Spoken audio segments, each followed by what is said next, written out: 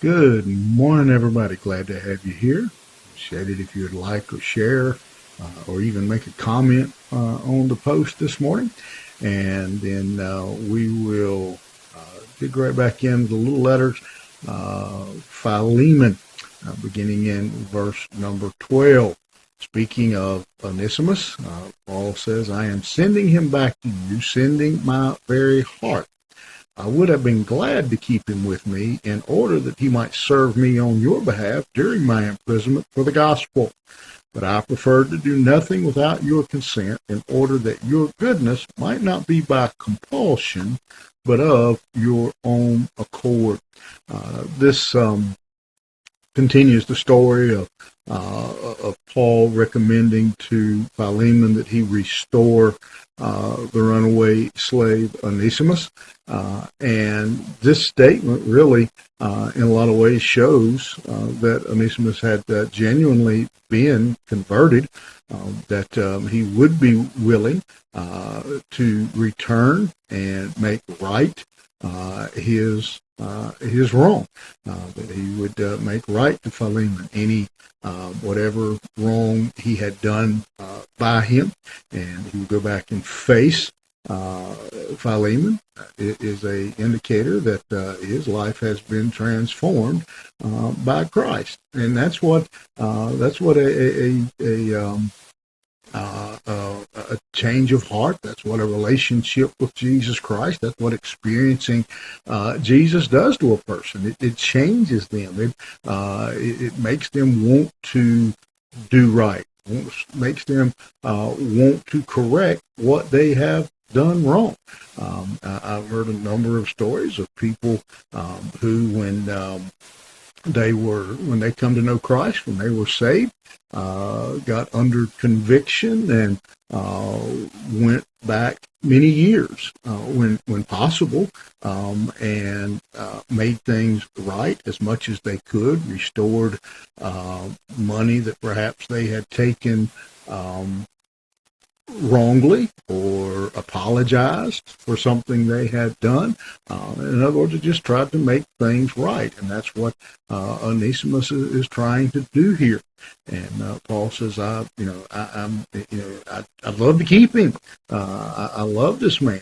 He's been very instrumental in working and helping me, and his friendship, his companionship to me, as Paul again was imprisoned, and he says, I love him and I'd love to keep him here, but that wouldn't be right, because I'm not going to ask him to stay, because he wouldn't be right to you, Philemon.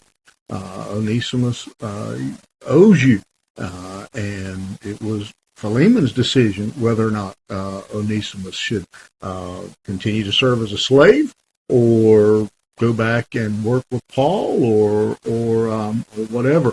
And he says, I don't want to. I'm sending him back, so it's your decision. I don't want to. I don't want you to feel like I'm twisting your arm to get you to let him stay here with me. And so you and him talk it over, and y'all decide what is the right thing to do. And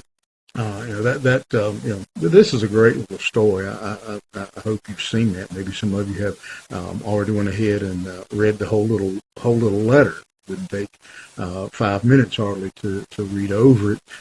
But here we see a lesson that probably many Christians do need to consider. Do we need to go back and make something right?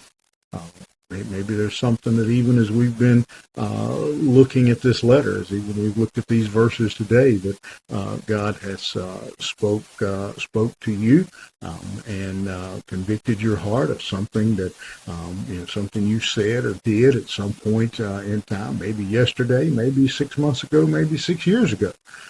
But you need to go back and make it as right as possible. Correct the wrong, and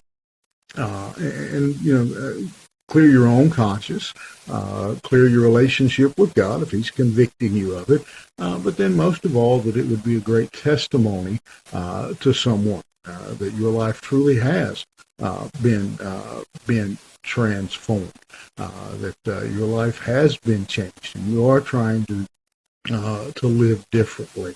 And I think all of us can very easily understand and see how someone maybe we knew many years ago, who in some way we had wronged in whatever way, hears of our conversion, hears that we're now, somebody says they're trying to live for the Lord, and that person says, yes, sure they are. I remember when they did this, or I remember, so when we go back and correct it, it again is a great testimony to the transforming power of Jesus Christ. And so this morning, maybe there's nothing that in your past, maybe there's nothing that comes to your mind, but maybe just as we're talking, God has spoke to your heart and just brought somebody's face, something just clears a bell right into your mind, and you need to, as much as possible, go take care of it. You think about that today. Maybe that's something you need. Maybe that needs to be a priority for you. Maybe it needs to be a priority today. That you clear up that past problem, that disagreement with somebody, took something, whatever it is, that you clear up that past that haunts you. You think about it. You have a good day. We'll see you here tomorrow morning.